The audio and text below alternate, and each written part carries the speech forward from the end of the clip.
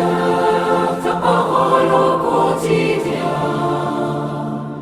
nous nourrit et nous donne vie. Seigneur, ta parole au quotidien nous nourrit et nous donne vie.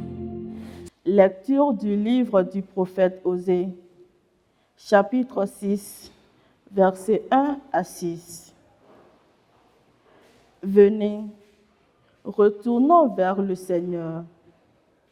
Il l'a blessé, mais il nous guérira. Il l'a frappé, mais il nous soignera.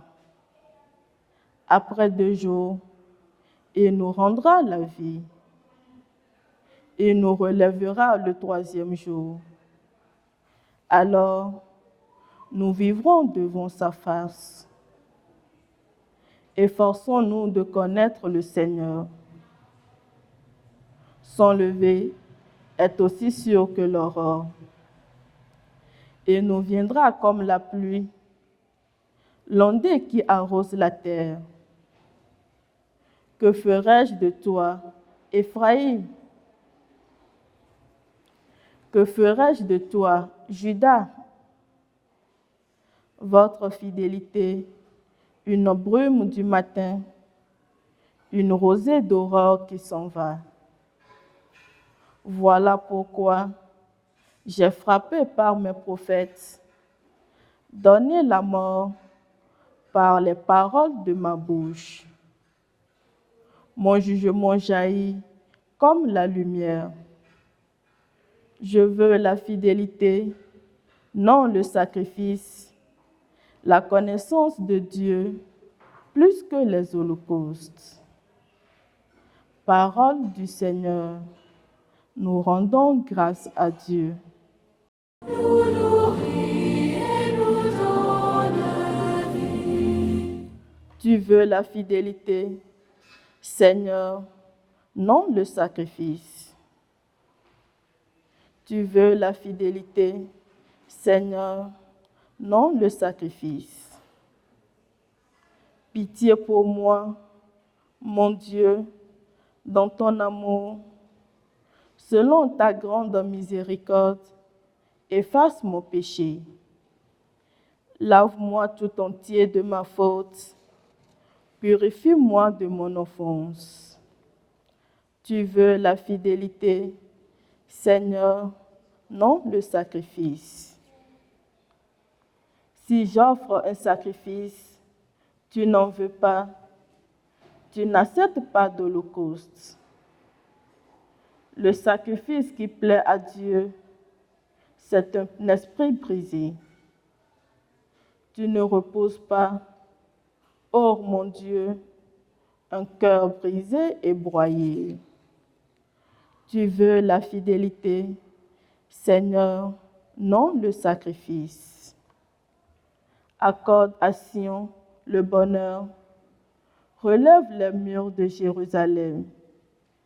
Alors, tu accepteras de justes sacrifices, oblations et holocaustes sur ton autel.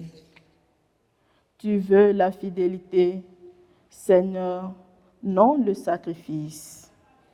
Gloire et louange à toi, Seigneur.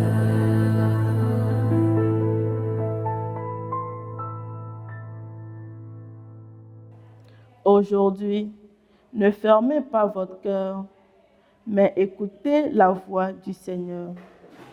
Gloire et louange à toi, Seigneur.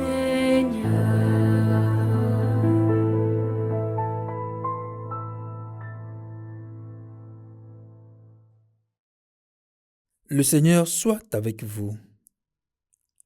Évangile de Jésus-Christ selon saint Luc. En ce temps-là, à l'adresse de certains qui étaient convaincus d'être justes et qui méprisaient les autres, Jésus dit la parabole que voici. 2 hommes montèrent au temple pour prier.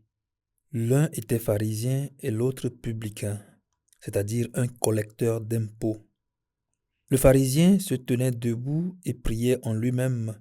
« Mon Dieu, je te rends grâce parce que je ne suis pas comme les autres hommes. Ils sont voleurs, injustes, adultères, ou encore comme ce publicain. Je jeûne 2 fois par semaine et je verse le 10e de tout ce que je gagne. » Le publicain, lui, se tenait à distance et n'osait même pas lever les yeux vers le ciel. Mais il se frappait la poitrine en disant, « Mon Dieu, montre-toi favorable au pécheur que je suis. » Je vous le déclare, quand ce dernier redescendit dans sa maison, c'est lui qui était devenu un homme juste plutôt que l'autre. Qui s'élève sera abaissé et qui s'abaisse sera élevé. Acclamons la parole de Dieu. Gloire et louange à toi, Seigneur.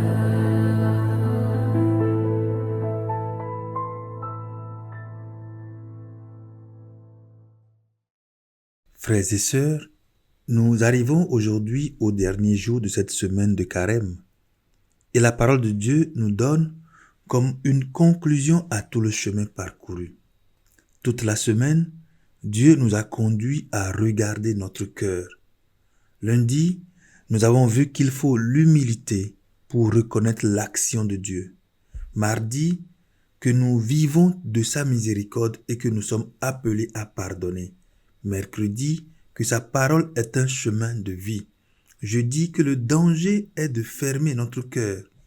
Hier encore, nous avons entendu que toute la loi se résume dans l'amour de Dieu et du prochain. Et aujourd'hui, Jésus nous donne l'image finale avec la parabole du pharisien et du publicain. Le pharisien est religieusement irréprochable. Il prie, il jeûne, il observe la loi, mais son cœur est rempli d'orgueil. Le publicain, lui, n'a rien à présenter. Il ne peut que dire « Mon Dieu, prends pitié du pécheur que je suis. » Et Jésus dit que c'est lui qui rentre justifié. Cela nous révèle quelque chose de très important. Dieu ne cherche pas des performances spirituelles. Il cherche un cœur humble et vrai. C'est peut-être la grande leçon de cette semaine de Carême. Dieu ne demande pas que nous soyons parfaits. Il demande simplement un cœur qui revient vers lui. Seigneur, ta parole